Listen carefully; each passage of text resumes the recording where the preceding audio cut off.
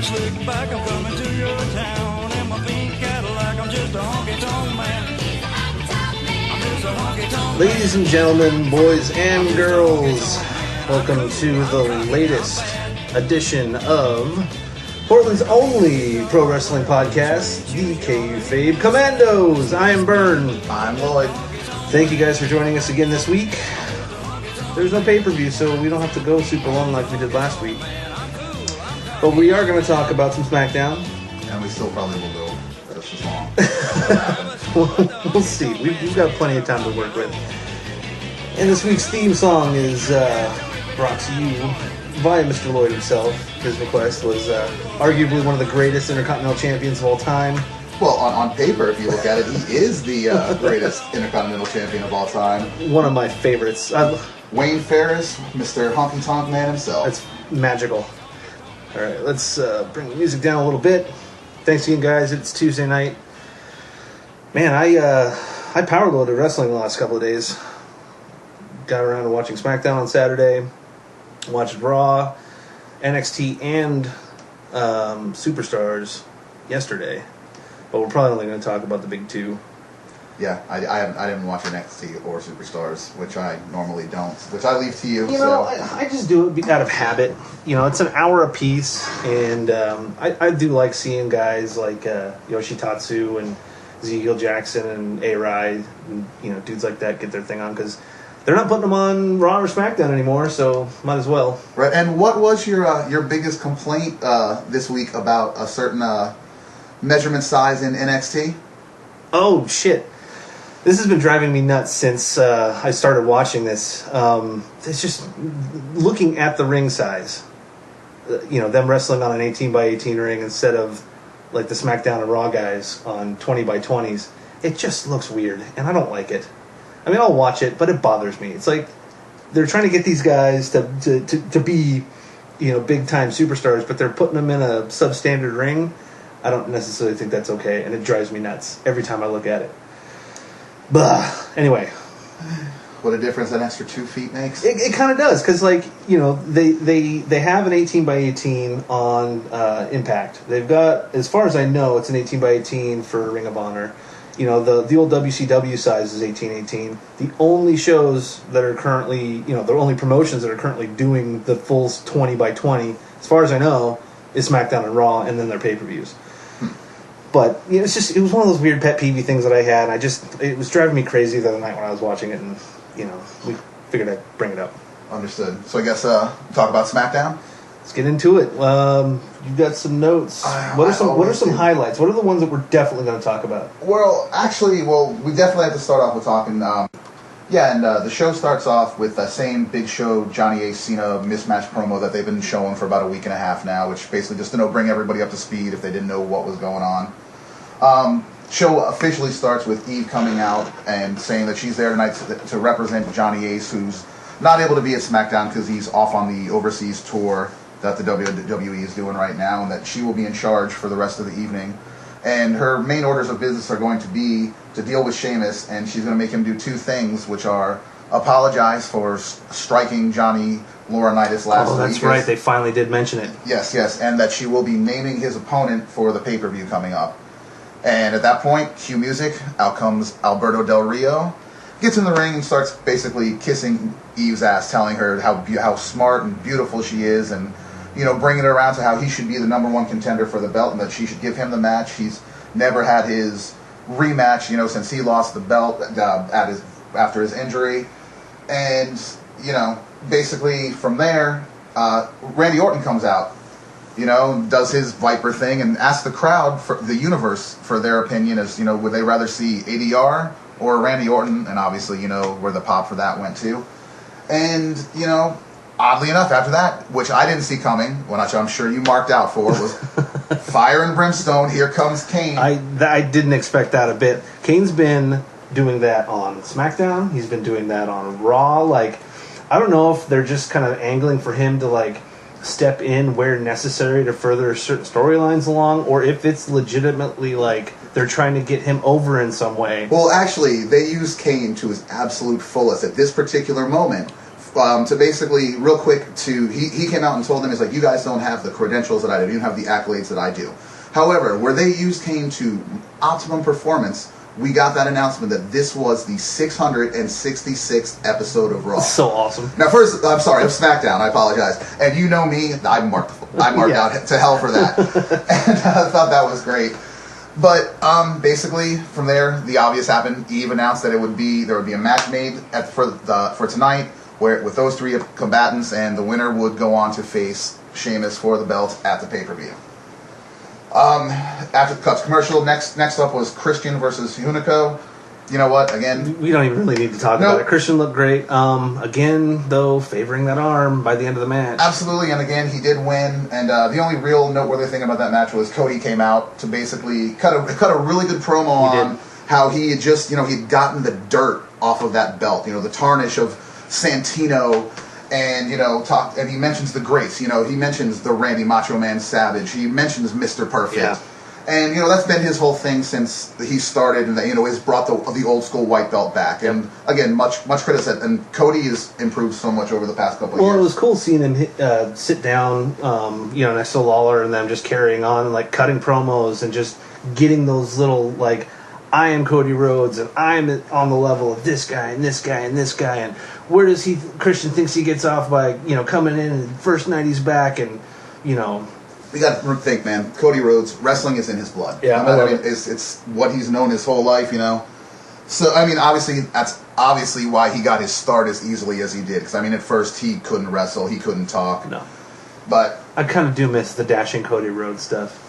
it was a good gimmick. I think that definitely was good to give him that step elevation to get him to where he is now. And again, like I said, he's still got a long way to go, but he'll get there. Next up, there was actually a really quick tag match between the Usos and Darren Young and Titus O'Neil. The primetime players. Which, I have to mention, before that, they cut that little promo backstage. Primetime players. Yeah, that was. And them making fun of the Usos dance. Well, and it's awesome to see Jimmy and Jay actually get some mic time because those guys are good. They got chops, and they like busting people's chops, like, Right, and again, another case of it's all about whose family you're in. And again, I'm not taking anything away from their skills. It's just, those guys got in almost specifically because of who they're related to. Well, and I was guilty of today while I was doing the production prep and making sure everything was set going and watching maybe some YouTube videos of Rikishi just for a little bit, just because I missed it. What did I was watching?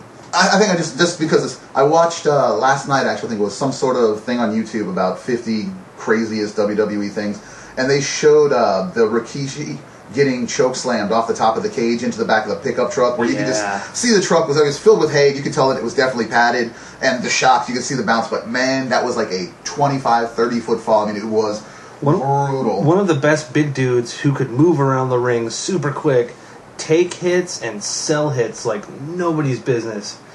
It was cool to watch a couple of those clips today. Yeah, but back to that match. Primetime players, they win. Good wrestestling on both counts. Yeah, it was actually a these match. Usos brought it. Right after that was a Sin Cara promo, basically hyping up the return of Sin Cara for next week. I'm really excited about that because we don't have a Rey Mysterio around. The Mexican guys that are there right now aren't doing any sort of high flying lucha. What Mexican guys? Hunico and Epico and Camacho and yeah. That's it, and they're really not doing any of that. They're good wrestlers, but I love the classic luchador. I really want to see what happens with Sin Cara at this point, because this will be the third time. This will be his third time coming back. It's like, hey, I think the first time was a wellness violation. Second time he was injured, and so this will be his third time coming back. It seems like every time that he gets that momentum, something happens, and the rug gets taken out from under. Well, I think the first his injury was just because I don't think he was ready to perform at the level that they were trying to push him to perform to, and that injury was ugly. And I would just also like to point out to anyone who might be listening to this, if you happen to have or can hook me up with one of those Sin Cara shirts that they got taken off the market because of the package thing, not in a gay way, I just really want that shirt. Hook me up, man. We're not above payola here. We'll mention names and give shout outs and maybe even let you sit in on one of these talks one of these days. But yeah, after that was the new streak master, one Ryback. Yeah, Ryberg. He came out. Well, actually, that started off with two jobbers, in the ring doing their thing, and then Ryback comes out, and you could tell that like during training or he's been in a real fight. He had a huge black eye. Yeah. You could see the blood vessels in his eye had like been his popped. eye was bloodied. It was crazy. So either he took a shot practicing or fell down drunk or something. Something he definitely was definitely injured on that side of the face. Did you notice that they shut off crowd noise when he was walking down? Because they were chanting Goldberg. I mean, you think they were? Because I didn't see it. You could still hear it during certain portions of the match, but that's exactly what they did. Okay, because I hope I wasn't hallucinating, and you confirmed my non-hallucination. No, but again, another squash match. The finish was great, where he put the two dudes on on his shoulders. It was impressive. I'd still like to see him do that to an actual wrestler. I'd love. If they're going to have this kind of thing where a good portion of their team is overseas doing stuff not on shows, put him up against a Sheamus, just as or something. Some other big dude. How many weeks has it been since we've seen him squash jobbers on every show? It's been at least like a month now, month and a half. At least.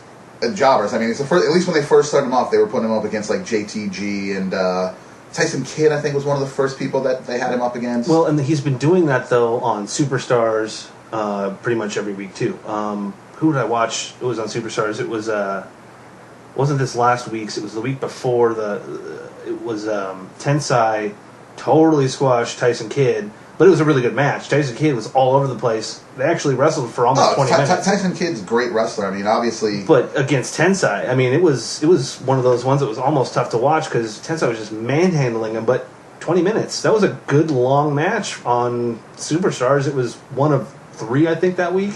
And the other 2 was like a 2-minute Divas match and then something else at the very beginning to start it off. I think it was like A-Rye and like Titus O'Neil or some shit. It was entertaining, but I want to see that on SmackDown. If we're going to have the big names be out doing things not on TV, let's see more of that, which was kind of this whole SmackDown episode in itself. Was a lot of these guys like, who was next? Next up was the Santino versus Ricardo Rodriguez match. I mean, which was a total joke match, the humor match for the night with Santino, and I enjoyed it. I'm never gonna get tired of Santino. I'm gonna get tired of Ricardo Rodriguez. Way before you get tired of Santino. Way before. He has his moments. Like I said, I think he's funny playing that little squeaky heel, underling. You always got to have that. But I have a feeling though that he can actually wrestle. I don't know. I'm gonna look into that and see what his real background is. I haven't either. But Santino wins with the Cobra once again. The weakest finishing move. The best finishing move. Ridiculous. Sheamus comes out to cut his promo for the night, explain what happened in the accident. It's like, it's not my fault. Johnny Ace got in the way. He's like, did I do it on accident? Well, yes. Did I do it on purpose? Well, yes. It was an accident on purpose. It was a really good promo, and he tried getting as many arse jokes as he possibly could. He apologized. His apology was It was a legitimate apology. It was Johnny Ace being such an arse, right? Same thing. Put Eve and Otunga up there. He's like, hey, you guys are so far up his ass. You probably could tell me what he had for breakfast. But see, now I'm getting confused here. Oh, Sheamus says that if he had his way, he would face Orton at the pay-per-view. There's someone I thought at that point he threw me off. I thought that for the triple threat coming up at the end, that Orton might be the winner. And I'm sorry if I just spoiled that for anybody who wasn't waiting for it. But then Vicky Guerrero comes out to an amazing heel pop. I mean, they were louder for her than they were anybody else the entire night. Yeah, she had a scream louder than she normally does, and usually her shrillness can cut above the crowd. For whatever reason this week, maybe it's just because they were in New Orleans, they just weren't ready to tolerate any of her bullshit. I've said it to you before. She has more heat than probably the biggest heels in that company. I love it. It's fantastic. But she announced that Jack Swagger is going to come out and wrestle Sheamus. Good match. Both those guys can wrestle. Sheamus wins. It was pretty much just filler. Nothing important. Not really. Next up was a throwback to last week. With Yoshitatsu. That was what? Yoshi Tatsu. Thank you. And Damien Sandow, who actually finally got in the ring this week, and Damien Sandow, you know, showed some moves. He, I want to see more. I want to see him fight a guy his size. Tatsu's a great wrestler, but he's not a really great wrestler. He's been in the business for several years. He knows what he's doing, but we need to see Sandow against somebody his size. Like Ryback. Like Ryback or Miz. You know, somebody who's can help put him over a little bit better. Well, if you couldn't really use Miz just because they're both heels, and I mean you could always turn. But a heel and heel clash like that, you know, I'm the Miz and I'm awesome. You know, or you know, Sandow coming out, you're the Miz and you're you know, whatever he wants to call somebody that week. Would be glorious. The Miz is someone who, and again, I've said this to you before, I don't ever see the universe completely being behind him. No. He's too much of a heel. He's been that jerk for 5-6 years, easily. I can't think of a time that he's ever been faced. You know, it was him and Morrison as the tags. Yep. And then in that split, he's been heel the whole time since then. But I would like to see him and Sandow develop a story together, or even tag team at some point. You know, maybe Sandow will come out and call Miz an ignoramus, and Miz will say something about being an ignoramus, but being awesome, and then being forced to tag together and realizing that they're actually pretty good. I don't know. It's wish fulfillment. We should start a fantasy league. I'm in. We'll talk about that off air.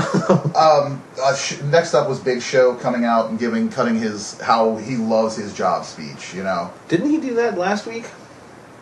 It's gonna, you know, I don't want to spoil anything on for Raw, which we're going to talk about either. But he does it again. It was a long promo, and I don't even know if it's necessary at this point. No, I just said it was a very somber promo. He said what he had to say, just reiterating the same thing he's been saying for 2 weeks now. Again, SmackDown suffering from their big nuts being out. Yeah. And having to fill time. But he just, you know, exits the ring. As he's going up, Kane comes down to come in for the headline match. And that was a look those two did. Yeah, there was a very good quick stare down and just, you know, but they let it go. It's the new Big Show. It's the new Big Show. Which obviously led to the Kane-Orton ADR match for the number one contendership, or to be the number one contender. And good match, you know, and it's always so easy for us to be like, oh, it was a good match, blah, blah. It was. It was a good match. You know, those guys know what they're doing. Unless something crazy happens, there's not going to be too many mistakes. You know, the pacing's going to be good. And it's SmackDown. It's even if there's a flub at some point when they're taping, they'll edit it to make it look good. And that's it's the reason I love and hate SmackDown so much simultaneously, is that it's going to be a consistent show every single week. Right, but we also failed to mention that before this match even begun. Oh, Daniel Bryan came out and attacked Kane viciously with a chair. Like he put, you know, they don't ever really let too many people go over on Kane like that, and they let Daniel Bryan. He gave him a good 6-7 chair shots to put Kane down in the corner, where you actually felt like, oh wow, he might have actually hurt Kane, and Kane did get up and, you know, was favoring the arm, and he played through that match perfectly though. Yep. Holy crap. And Daniel Bryan, you know, came out a couple times during that match to basically, you know, just be the distraction, which obviously you can see that they're setting up for Daniel Bryan Kane coming up at the pay-per-view. Yeah, that's Daniel Bryan is actually facing Punk at the pay-per-view. He is facing Punk at the pay-per-view, but Kane's going to be involved. Yeah, in some way. AJ's going to be involved in some way, and we'll get into that when we talk about Raw. Right, and that was you know, a solid SmackDown. Yeah, it wasn't the greatest. I enjoyed it just because I like SmackDown. Kane was distracted by Daniel Bryan. Quick RKO. Orton goes for the pin. ADR breaks it up, gets him out of the ring. Goes for the pin, gets it on Kane. ADR is the winner of that match and will be facing Sheamus at the pay-per-view. And that was a vicious kick to the face, too. Yes. That was one of those, I think, you know, it's one of those accidents happen. You know, I don't think it was anything where, like, he hit him wrong. It was just that was a very solid kick that connected more than it probably needed to. Yeah, and Orton is going to be feeling that one until next week, for sure. Word up. Before we start talking about Raw, I guess, there's like two things that were in wrestling news that I wanted to bring up. Couple of things. First off being Ric Flair pretty much walking out on TNA this week. That was definitely confirmed. I guess he no-showed a couple of house shows. Yeah, last I read, 2 house shows in a row and this TV performance, just no-show. Yep. Just gone. And through whatever, the grapevine, it was made known that, he no longer is there, and they've made it known that he is no longer there. Which, was going to happen. For at least a year now, Flair has complained very openly in the press how he is unhappy with TNA and does not want to be there and is just doing his job to do his job. And you can see it even in the performance. Like I said, I have not been watching TNA for about 6 months now. And even before that, you can just tell that he didn't care. He just did not care. And with the WrestleMania thing, induction of the Horsemen, I think the E kind of extended the olive branch one more time. And Flair knows that this is it. He's not going to wrestle ever again. I hope not. I hope not, because he really can't. And again, it's pretty publicly known that the troubles he's had with his finances and divorces, and what it all boils down to is Ric Flair is not a gimmick. Ric Flair lives Ric Flair. Oh yeah, and yeah, the things you would see on TV wasn't an act. No, he absolutely lived the lifestyle for real, and that's why he's 62. Something like that. Maybe 65. He looks like he's 80 because he's lived it hard. And he was looking hard back in 1989. He looked like he maybe 40 years old at that point, if that, and looked like he was 60. Hey, the man, in my opinion, is the greatest of all time. I'm not questioning, but whether I'll say that it's Shawn Michaels But as far to definitely the greatest of his generation. The greatest, yes, the greatest wrestler of all time in the sense of he was the worker, he was the talker, he was the workhorse. Hulk Hogan did more for the business than anybody else, but overall, Ric Flair was the man. I'd like to see him in a management role or just given some TV time because. Yeah, he is a little old and he sounds a little rusty when he talks, but he's still got the skill on the mic. I think the last time that I saw him on TV was on an Impact show, and must have been a month ago.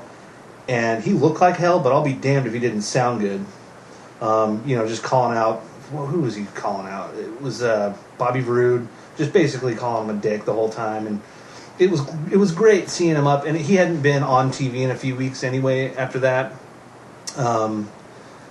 I'd really like to see him in a management role, or maybe taking over for Laurinaitis as, general manager of SmackDown or Raw. Something. That would be great. That would be awesome. Anything that keeps him out of the ring or punching himself in the head to make himself bleed in literally under 1.5 seconds. Yeah. But the other thing I wanted to bring up, which was kind of, a big deal, I understand it, but I also don't understand it, was the tour that they said that mentioned that they're over on in Europe right now or wherever it is. I guess they had to stop in Brazil, and long story short, Chris Jericho got himself into some trouble by taking a Brazilian flag and desecrating it. I'm not exactly sure what he did with it as far as rubbing it on himself or maybe blowing his nose on it like Shawn Michaels did with the Canadian flag. A very Chris Jericho move. Yes, but apparently due to cultural differences, that is a very big faux pas. Like my faux pas. I should be shot for using that word. But, yeah, and I guess, he got into a lot of trouble for that. Like, they, pretty much, they wanted to kill him. They had to get Chris Jericho out of there. And WWE, doing some damage control, initially stated that Chris Jericho has been suspended indefinitely, which ultimately turned into a 30-day suspension. Which really doesn't amount to much, because Chris Jericho's going away to start doing his summer tour with his band Fozzy. And so he wasn't even going to he only had one more match coming up at the pay-per-view that would have been of any significance. But apparently now he says he's done. He's like, that's it, I'm done with the WWE, I'm done with wrestling. And he doesn't need it. He's made his money. He's still in fantastic shape to the best of my knowledge. I don't think he's never had a serious injury that I can think of. No, not really. And, why not? It's a good time to get out. He can always do something, whether it's another thing like Dancing with the Stars or, he's a smart guy. He can have a show. He can do a podcast. He can do pretty much anything. He does not need Vince McMahon anymore to further his career. No, and he certainly doesn't need, like the USA Network or ABC or any of those big companies. He could be like a guy on a show like Leverage or Psych or, No, absolutely. Grimm or, he could show up as a bad guy character and, something like Fringe. I could totally see him like taking some legitimate acting roles and being on TV is more of a personality rather than Chris Jericho, former WWE's champion.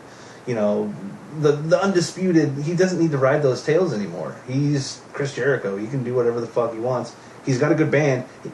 He could just tour for the next 20 years and just live off of that. The problem is he's got a good band. The band is not good. No, it's not. But you know, he can go to a place like Japan or absolutely. Singapore or yeah. Brazil. Oh, no, not Brazil anymore, but you know, he can go over to take that show on tour like a lot of those dudes do and make a shit ton of money. Man. I mean, he's making, you know. Again, I happen to know people in bands, and I know that kind of thing too. They're going over there to play these big festivals, and for a band like Fozzy, who still would probably be one of the third or fourth bands on a bill of 20 bands in a day, they're getting like $100,000 to play 30 minutes. It's just the way that works. And you know, he's got the star power enough. Even if the band sucks, they're playing in front of 80, 100,000 people a night. Again, he has a great band. The musicians that are in that band are fantastic. It's just, I love you, Chris, but I don't love that. You know, I have much respect for him. It sucks that he got the way it happened. I would have liked to see another match. Yeah, I just would have liked to have seen him go out on a higher note. Like I said, you know, he's my favorite of all time, and I just think his whole return this last run was just for nothing. I would have rather not seen him at all. You know. Well, we're coming up on the halfway mark. Should we take a break?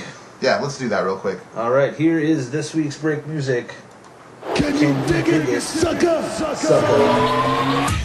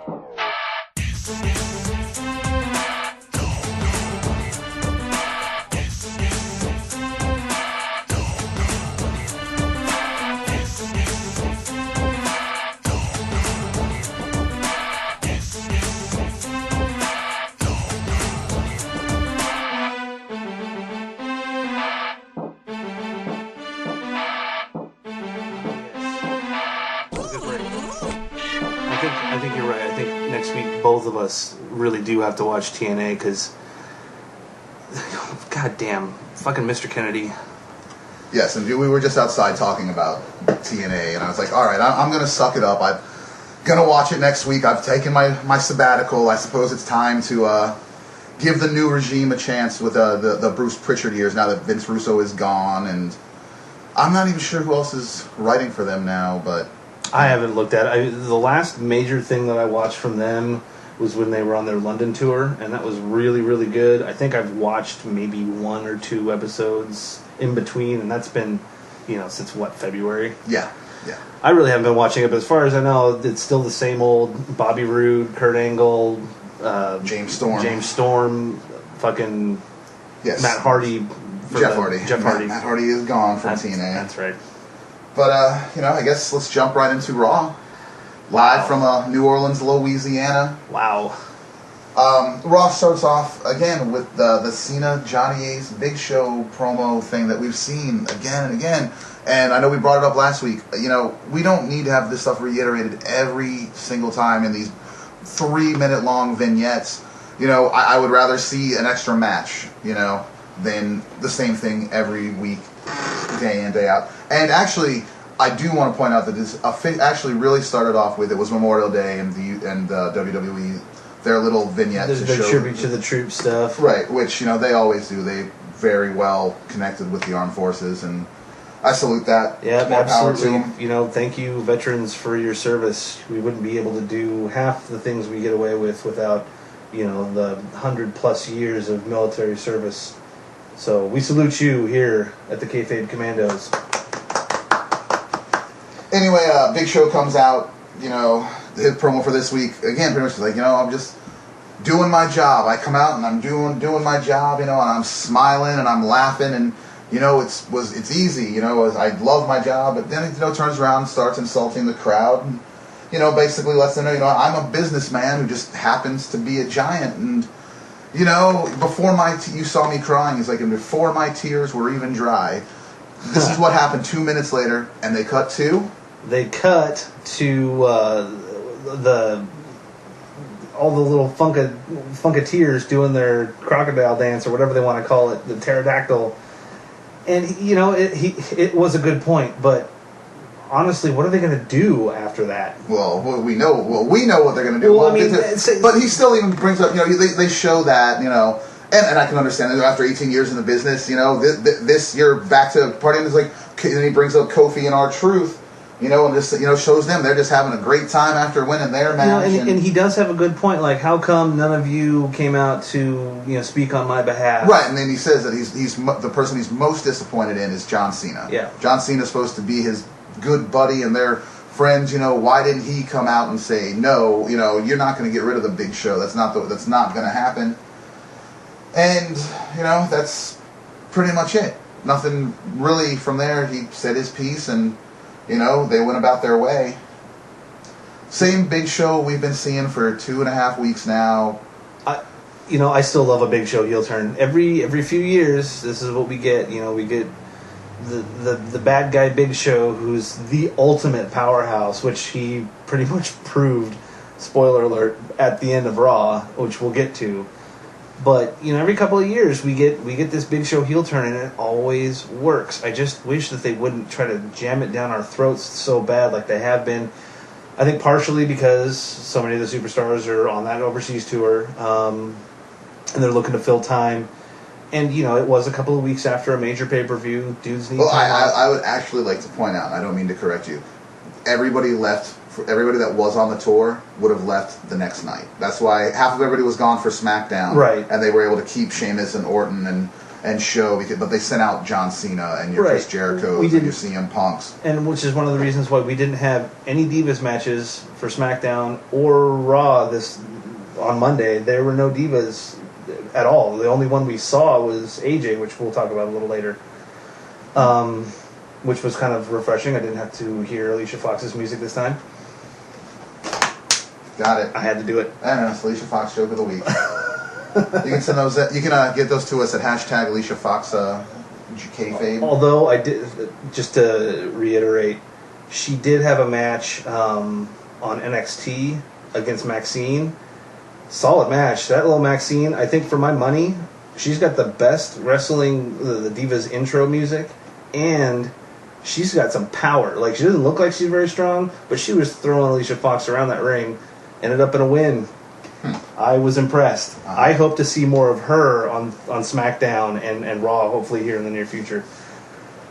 Next up was the Santino versus ADR match. It was a really actually quick back and forth match. Santino went for a failed Cobra, which basically was able to let Del Rio turn into the armbar for the win. And it was a quick match, and goddamn, how Del Rio looked good. Yeah, actually, like, he looked fantastic, man. And They should have just given him that belt. And he must have realized it. You know, and Santino played it off really well because at the end, Ricardo Rodriguez was just standing over him, repeating Alberto Del Rio. Over And it was and just over. just like rubbing it in his face. You know, obviously with what's been going on with the two of them for the past couple weeks, which initially started on the Santino's foreign exchange, which you can. Yeah. We talked about it last week, and Right. it's been a fun little thing to watch here recently, but I want it to be done. I want to see somebody actually challenge Santino for that belt. Sure.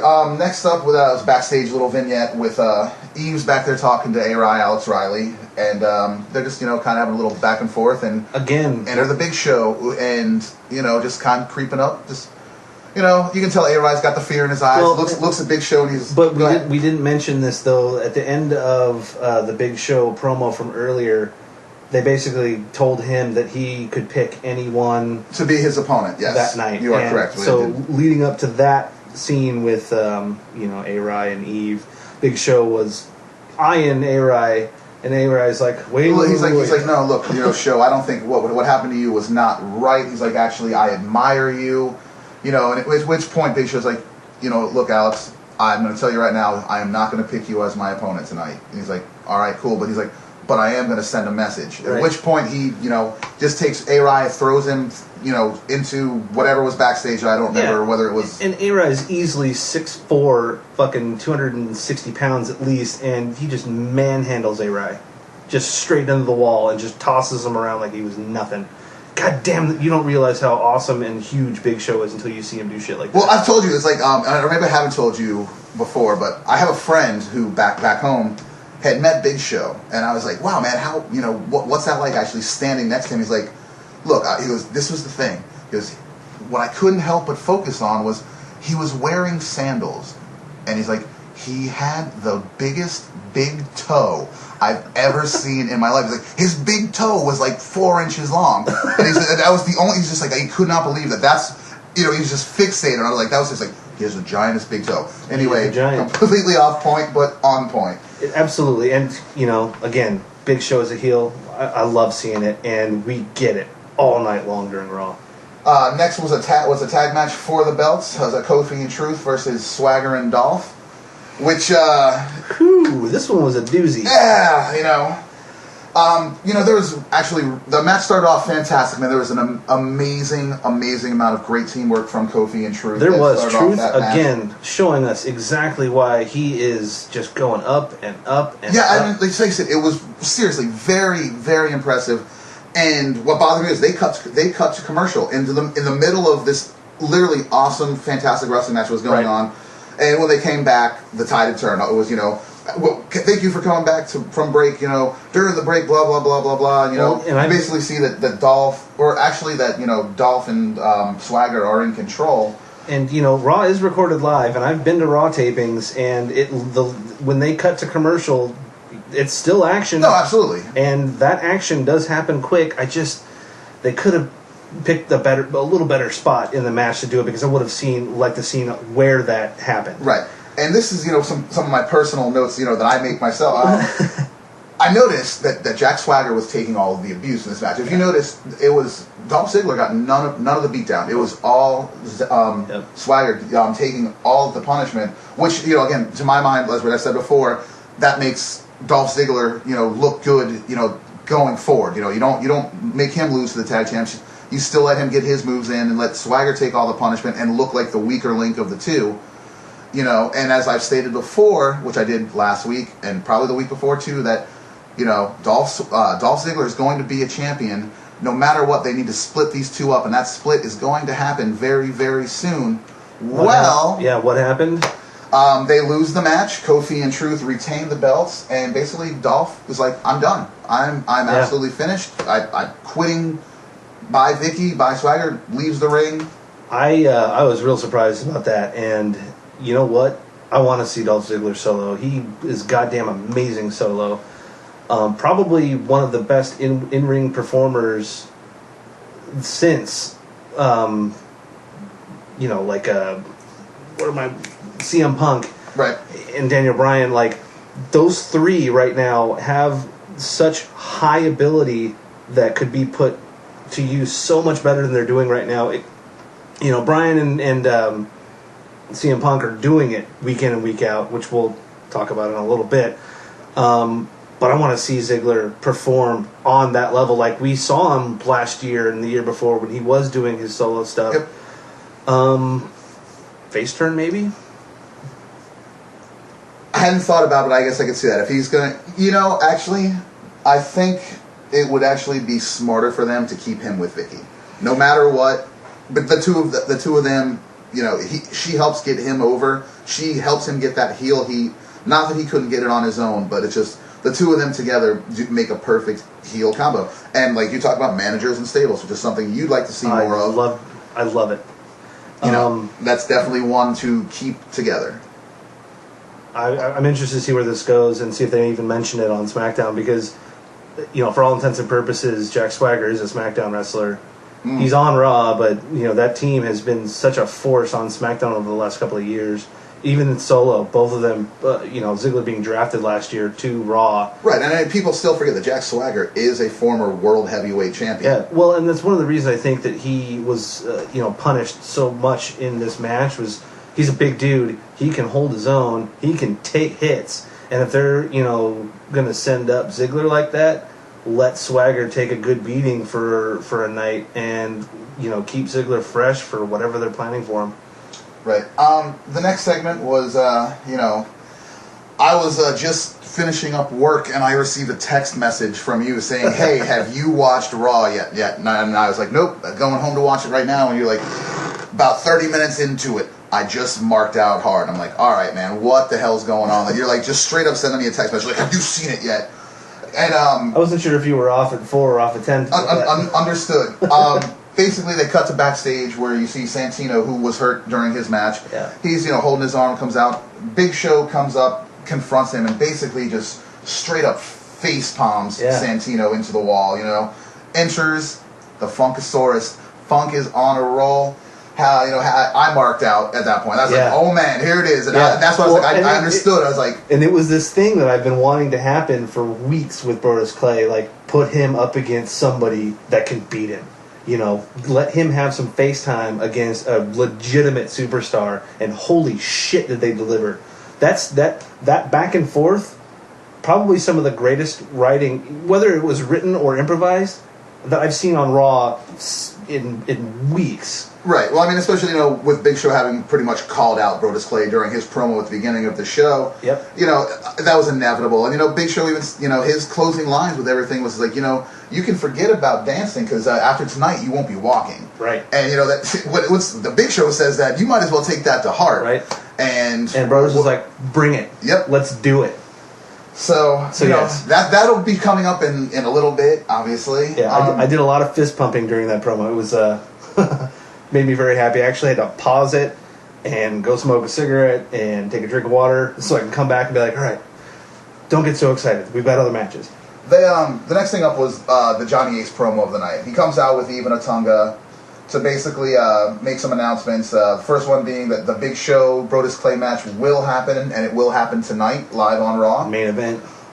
He made the stipulation for the Cena Big Show match of the pay-per-view, basically announcing that it will be a steel cage match, which we speculated already, and that no way out. That's how it works. They put those big matches in the steel cages there. Even if it's just that one match that's in a cage that night, I am perfectly happy with that. And from after those, he goes. His biggest announcement of all was the cover of WWE 13, the video game, where he pulls off the giant sheet and reveals himself to be on the cover. And right then and there, I was like, all right, there's no way this is real. I was like, they're not putting Johnny Ace on the cover of this video game. Right.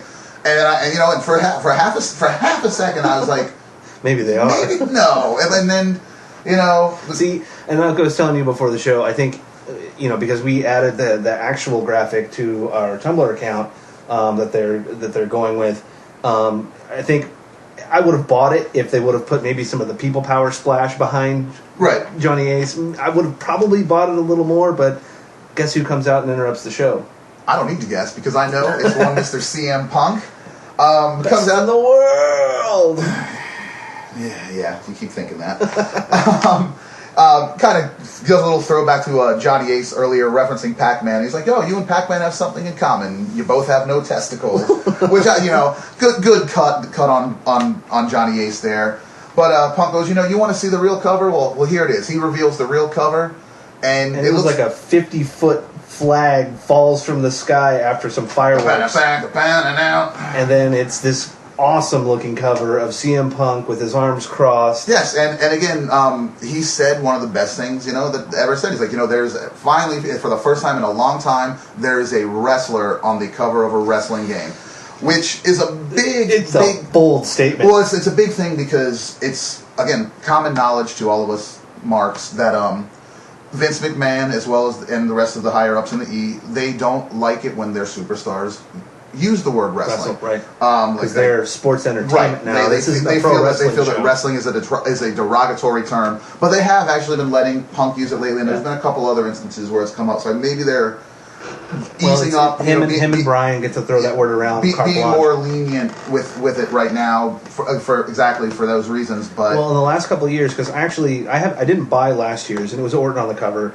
And I was almost kind of wondering if maybe Orton was going to feel a little slighted since he was the one on the cover last year.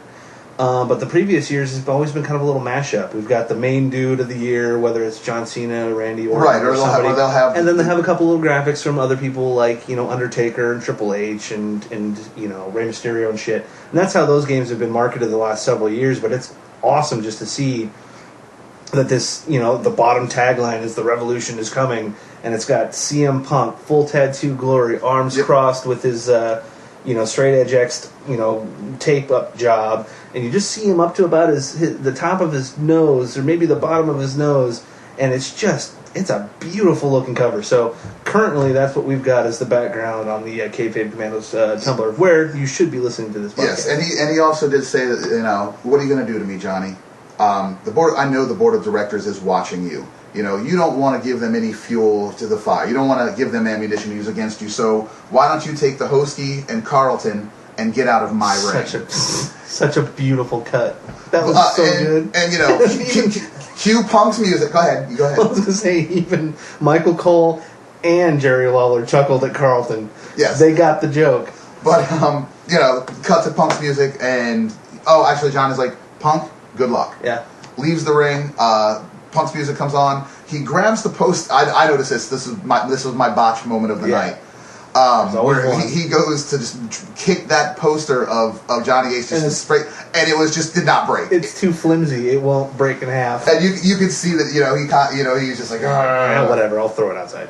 But the reason he was in the ring, he told him to leave the ring because next up was his match of the night with against Daniel Bryan. They come out. Michael Cole basically brings up the point of the two of them, things that we already know, like how their careers have paralleled each other. These guys have known each other for 10 years. Daniel Bryan has been a world heavyweight champion. CM Punk has been a world champion. It was a really good match. It wasn't as good as their pay-per-view, but I understand why they did it, for the people who didn't get to watch the pay-per-view for whatever reason. Right. It has been a couple of weeks. It was a good match. There wasn't any botched moves that I could see, but they didn't pull as many punches as they did when they fought on the... No, like I said, about halfway through the match, AJ came out in a CM Punk shirt, apparently showing her support for Punk. She looks good in those colors. Holy I gotta shit. be honest, man. This was she's just not my type. She's a little too small. Not that I would, turn her away at any stretch, but this was the first week where I was like, wow, man, that's the first time I actually find her she looked good. But she goes on a little further in. Daniel Bryan goes to take the turnbuckle off the padding off the turnbuckle. AJ jumps up on the ring to point that out to the referee, gets distracted by that. Daniel Bryan gets the win. Which I didn't see coming. I didn't either. I did not either. And this leads us into Kane coming out and attacking Daniel Bryan with the chair. So awesome. And, from there, he attacks with the chair, gives him the big choke slam from hell. Looks like he's picking up the chair, getting ready to attack Punk. But AJ throws the steel chair into Punk, and basically Punk just unloads on the big red machine. So good. And, I'm a huge, huge Kane mark, but I'll tell you what. when he gets his what for, and it's, from a dude like CM Punk, I'm in. Because if anybody can take a chair hit, it's Kane. And if anybody can take 10 chair hits, it's Kane. And he's the unstoppable monster heel. If anybody in that company is going to be able to be that guy at that moment, it's going to be Kane, and it's going to look good every time. Yeah, so that was a great match, man. Like I said, that was... It was a long match, too. Yeah. That was 2 commercial breaks. Yeah, it absolutely was. I would say, 25 minutes, maybe? It was probably more like 17 or 18. I think With the commercials. I think they caught that at that 9 o'clock hour where they do the quick breaks. Yeah. Next up was Christian versus Miz. Miz had come out and was basically cutting a promo again, which we've seen him do a bunch lately, about how he used to be the world champion. Yep. Now he's not doing shit. I was the winner. I got the pin for Team Johnny at WrestleMania. Right. And where is my payback for that? And these promos that he's been doing, I'm actually a big fan of, because it's not the same shit every week. He's bringing up these valid points every single time we see him. He's bringing up that fact, which was a new one. The week before it was, I carried the torch for 9 months and headlined WrestleMania, and what do I get? And this last time it was that, I was the one who pinned so-and-so for Team Johnny to get the win. Without me, none of this would have happened. Valid points. No, absolutely, which leads to Christian. Like I said, Christian comes out to have a match. Cody was out there on commentary. Good commentary. Good match, man. Good match. Again, you can't say enough good things about Christian. He's consummate professional. He's been doing this a long time. One of the best in the business. And The Miz, say what you want about him. He, again, another guy, much like Cody Rhodes, who's come a long way, man. Has paid his dues. Deserves the spot that he's in. It's just, like I said, it's just a shame that, in my opinion, he will never fully get over with the fans. It's just not going to happen. He doesn't have that larger-than-life personality. Well, he has personality, but he doesn't have that Rock quality. He doesn't have that Cena quality. No, because I don't think he's earned it yet. He needs to take a note from, like, a Cody Rhodes, for instance, who had the Cody Rhodes, and then he was dashing Cody Rhodes, and then that got turned into, oh, my face got mangled, and now I'm dark and evil Cody Rhodes, and, he's made those necessary changes. Miz hasn't. He has stayed the same Miz for years, and if he's going to do any more than what he's currently doing, he needs to take it to the next level. And I don't know if he's capable of it, honestly. I'd like to think that he is. He's good on the mic. He's got good in-ring skills. He's wrestled the best, but he's got to jump it up that notch. Much like Bret Hart did at going from basically the Intercontinental jobber for years and years and years to, holy shit, this guy's the real deal. Shawn Michaels did the same thing, coming up from Midnight Rockers. Being tag champs with Marty Jannetty to basically dissolving that, becoming Intercontinental champion, right, carrying that belt, then moving up to being world champion, and then losing it, reinventing himself with Triple H. Making these persona changes that these guys like Miz aren't doing. Well, see, that brings up another point that's going to be totally off topic, and we'll do this real quick. That's all right. It's that a Bret Hart, back at that time, you got a longer push. You didn't. The Miz. Well, the roster wasn't as big at that. The Miz was thrown into that World Championship title picture within a year and a half of being ready to be in it. Right. Obviously his early stuff with Morrison, being tags, when that broke up and they were pushing him as a single person, he had that belt within a year, and and he'd only been wrestling for 2 or 3 years at that point. That's I think somebody like Bret Hart, somebody like Shawn Michaels, who had that time in the business, who didn't get the belt right away. They were able to take time and invest in their character and let them really see what they can do, instead of just putting the pressure on somebody and throwing them into that situation without the experience and upbringing to know how to handle it once the ball is in your hands and what you have to do to run with it. Let me posit this. Would you rather see Miz start a Sheamus angle and go after the heavyweight, or would you rather see him go after a CM Punk and maybe a Ziggler for the WWE title at this point? I honestly... Do you think he's ready, or do you think he needs to go back and win an Intercontinental belt? I think that he needs to go back and win an Intercontinental belt, or maybe put him in a tag team situation, because No, I don't think that The Miz versus CM Punk would be a very good feud. I don't think so either. And I don't think that The Miz versus Sheamus would do anything either. Not at this point. I'll be perfectly satisfied with Sandow and The Miz as a tag team. I want to see it. But bringing it back to Raw. Christian won the match, keeps the belt, which I'm glad to see. He looked good. He looked better than he did on Friday. True. They cut to a backstage with Johnny Ace, Eve, and Otunga, where Johnny Ace is basically saying something, that had been said. I don't know if we said it on the show last week or if we said it just to each other, that, you let John Cena beat you last week with an STF. It's like, I let him put me in that twice, and I held it for 10 seconds each time. He's like, you tapped out very quick. He's like, where's your intestinal fortitude? Right. Where's, and he's like, absolutely, you're absolutely right. You're absolutely right. He looks at Eve, he's like, Friday night when I wasn't able to be there, you said you were going to make Sheamus apologize. Did that happen? I don't think it did. Valid points. Absolutely. At which point Otunga stepped up and said, you know what? I'd like to challenge Sheamus tonight in your name, Mr. Johnny Laurinaitis. And that was going to happen. That we'll actually want to be in another match or two later. But next thing up was Miz came back out to was that? Yes, it was in the ring. I'm sorry, but I got ahead of myself for a second. Miz came back out to the ring, basically saying he wanted. Well, he didn't come back out. He stayed out there. It was the commercial. That's right. You're right. Thank you. He was still in the ring and said he wants that match expunged from his record. Yep. Where's and then he brought up what we were bringing up. Where's the Miz's championship match? Where is this for me? I've done this. Why am I not in the picture? Hit the music. Out comes the Viper. No words are said. Nothing. Randy Orton just comes out straight RKO. Straight RKO.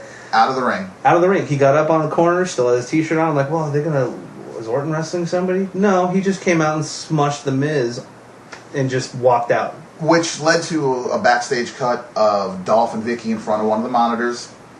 And Dolph saying, that's it. He's like, that's what I want. That's where I need to be. I'm done. Make it happen. Make that happen. Yep. And she said, okay. She see what she can do. And I was kind of hoping that maybe they would find a way to... And that's where he officially said, he's like, I want out. I was like, I don't want to be part of a tag team anymore. Make it happen. And I was hoping that maybe we would see something by the end of the night, but there wasn't time to finish it. So it's looking like maybe on SmackDown we'll see something. Ziggler and Orton. That would be awesome this week. Yeah. But we'll see. Where would they go with that? I'm trying to think right now. Orton's pretty much feuding with nobody now. He's out of the picture for... So yeah, actually that's what it'll be. It'll be Dolph versus Orton. Good call, sir. Next up was the Sheamus versus Otunga match. Quick squash match. Yeah, that didn't last very long at all. No. Otunga's cut. He's pretty good on the mic. He's got a decent set of moves, but holy shit can Sheamus perform. Well, again, Otunga is another guy who I feel the same way about The Miz. He's got the look. I think he is good on the mic. Something about him, though, is not getting over. This people power angle is working to their advantage, though, because they don't need to be over. They can just be these characters for a while. No, and absolutely. And another thing, Otunga's still early in his career, man. Very early. He's a lot of these old Nexus dudes are... There's 3 of them that are doing shit right now. Daniel Bryan, David Otunga, and when we see Wade Barrett come back... Those are the only 3 dudes that have any legitimate match at all, week in and week out. Well, that's not... okay. Legitimate match. Because Ryback... Right, we'd see... But that's not legitimate. He's not... Okay. Darren Young was a member of the first Nexus.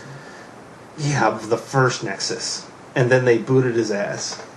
Right, but so were David Otunga, so was Daniel Bryan, so was Wade Barrett, so was Ryberg, Skip Sheffield. Like I said, those dudes, there's only a handful of them left that are doing anything that is worthwhile contributing to any sort of plot points in this show at this point. Moving on. Next up, Funk is on a roll. Holy shit. Big Show versus Brodus Clay. Basically, Show comes out first, show had to come out first. He calls Brodus a sellout. He's like, you're an embarrassment. It's just, this is... You are like, you might as well come out in clown makeup and be the next Doink. Holy shit! I mean that's a dig, and that's a mean dig. Yep, he's talking to him from outside the ramp, and Funkasaurus gets out of the ring. It's pretty much giving him the motions, like, come on, bring it. Next thing you know, Big Show brought it. because Big Show speared. It was like a spear headbutt. I mean, he hit him head on, just put Brodus to the ground, and just started putting the beating on him. Match was supposed to start, but it didn't. Right. Basically, just Big Show waylaid Brodus Clay. Brodus got a few good shots in where he could. You know, he was trying to box. He was trying to go toe-to-toe. But, you know, as big as that guy is, Big Show is just so much bigger. Well, like I said, at one point, Kofi and Truth came out real quick. And what happened was... He caught R-Truth in midair. He caught Kofi in midair. And threw him. And threw him straight into R-Truth, taking them both down. And, you know, that was one of those things that was like, you know, you see the strength of the Giant. Yeah. And, you know, that's what makes him the Big Show. You know, all these years, you know, people forget he's been here for 18 years. You know, it's like, I thought about that. I was like, wow, it has really been it that really long. Has just about as long as Triple H. It's been longer than Edge and Christian. You know, like, that guy has been around forever. He got pulled out to WCW as a Giant when he was, what, 22? Yeah, he got in real early, but you know, he's just continuing to take all three of them apart. Pulls apart the commentator desk. Pulls apart the table, and the table just breaks. Yeah. You know, you can tell, and it was funny because, you know, he totally breaks kayfabe. There's one point you can see him just start to smile and laugh, he's like, and he had to pull. I'm gonna do it. He's like, he had to pull it back together real quick, but you know, he took the corner piece of the table and he just started beating Brodus Clay with it. And that first shot, like, they edited it real good, but it almost sounded like he hurt Brodus because Brodus said "fuck" and they had to bleep it. You could hear it just, and then blank, and then what happened? He hit him again, and then again, and then, you know, went and grabbed Kofi and then threw him through the barrier around the ring. Those black padded, and it seemed like, I don't know. That was one of those, I'm not sure if it was supposed to go or not, because it was just, you could hear the noise. And we've seen that happen. We've seen Sheamus put dudes through that thing. Right. We've seen Christian fly through that thing several times. We've seen all sorts of guys hit it, but that was ugly. Yeah, that didn't look like it was supposed to happen like that. Yeah, but... And then WMD, Brodus is on his knees trying to get up, just straight knocked him out cold. Done. Leaves, exiting up the ramp. Out comes Johnny Ace. Raises the Big Show's hands, you know, showing that they've got their solidarity. Big Show's part of people power, and that was Raw. It's a good couple of shows, Lloyd. Good couple of goddamn shows. What would you like to see next week, SmackDown-wise? I want to see Orton and Ziggler. I really would love to see that happen. Well, that would happen on Raw. Well, see, again, it's because... Like you brought, technically, Randy Orton is a SmackDown wrestler, but Dolph Ziggler is a Raw wrestler. A Raw wrestler, yep. So, I mean, that would have to happen. It doesn't even matter at this point. It really doesn't, you know? but I think we'll probably see it on Friday. I think so, too. That's definitely the setup. Or at least we're going to see the confrontation that'll set it up for the pay-per-view. We may not see them right away. Next week may be the final Jack Swagger, Dolph Ziggler tag match, where they'll put them up against Orton and somebody, and that's where Dolph Ziggler just I think that tags out. I think they're done. I think Swagger will probably job against, you know, Great Khali or somebody, or, you know, whatever, or not even wrestle, and we'll just see Ziggler and you know, Orton do it. I want to see Sin Cara. I want to see if he's going to be any better in the ring. His major issue this last time around was he just wasn't selling his moves, and they did a lot of editing when he was on SmackDown to make it look good. They did a lot of editing. So hopefully he's had enough time to recover and to rehearse and to, you know, really, really tighten up his skills. I don't give a fuck who he's against, because it's probably going to be Hunico, or somebody, I don't know. Other than that, no big predictions for SmackDown. It's going to be a good Friday. Next Monday, anything can happen. Yeah, absolutely. They said, well, just the whole Laurinaitis thing. I guess for Monday, I'm looking forward to. I hate to say it. I want to see where this AJ CM Punk thing's going to go. It's so soap opera-y to me. I only want to see it if they have Caitlyn and Daniel Bryan at some point. Here's the problem. I want it to be known, and this is my call right now. All right. It's all a plot. This is all a plot. She's still really with Daniel Bryan. CM Punk's going to let his guard down. She's going to take advantage of it. Cost Punk the belt at the pay-per-view. You think it's going to happen at the pay-per-view? I don't think that... let me retract. I fully believe that is the angle that's going to happen. I don't necessarily know that she's going to cost Punk the belt. But she is definitely... That's going to be the angle? Yeah. That's what I'm calling right now. All right. I will think about that. And I I have a feeling you're probably right, just because we've been watching this shit for so long, and that's typically how these things are written. A major backstab. God, what else? Anything? No, I think that's pretty much it. I mean, we could sit here and talk about all sorts of stuff, but like I said, I'd like to start doing, some segments. Like I said, I know last week we mentioned something about maybe doing a thing on the best tag teams of all time. Yeah. I think would be something maybe we should start doing every time now. Well, something to that effect. Or picking a backlogged pay-per-view, something like, hey, this is we recently just watched the Royal Rumble from 1992, and this is really good stuff. This is the type of thing. Just some sort of history type thing of like that nature. Well, we did both commit to watching Impact, so we're gonna have an Impact segment next week. Yes, yes. For better or for worse. I'd already forgot that I committed to that. We're gonna do it. That happens on Thursday, so I'll probably watch it on Saturday, like after I'm done watching SmackDown. Regardless, it'll all be ready for the next week. So. All right, ladies and gentlemen, that wraps up another edition of the Kayfabe Kommandos, Portland, Oregon's only pro wrestling podcast. I am Vern. I'm Lloyd. Thanks again. Thank you. 666 episodes of SmackDown. And I've got 2 words for you. Suck it. You know who you're talking to? Well, you better get used to the way the ball bounces. I see what you got. It measures in ounces. But that's a break, boy. Yeah, that's a break, little man. Break it down.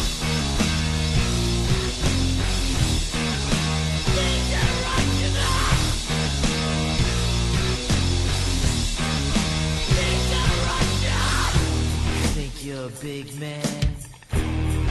I'll treat you like you're a little man.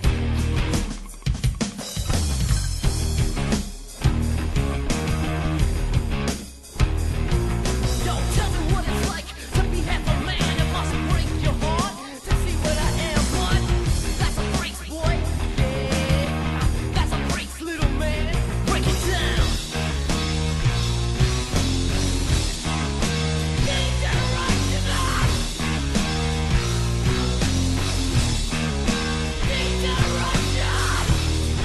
You can tell me what to do.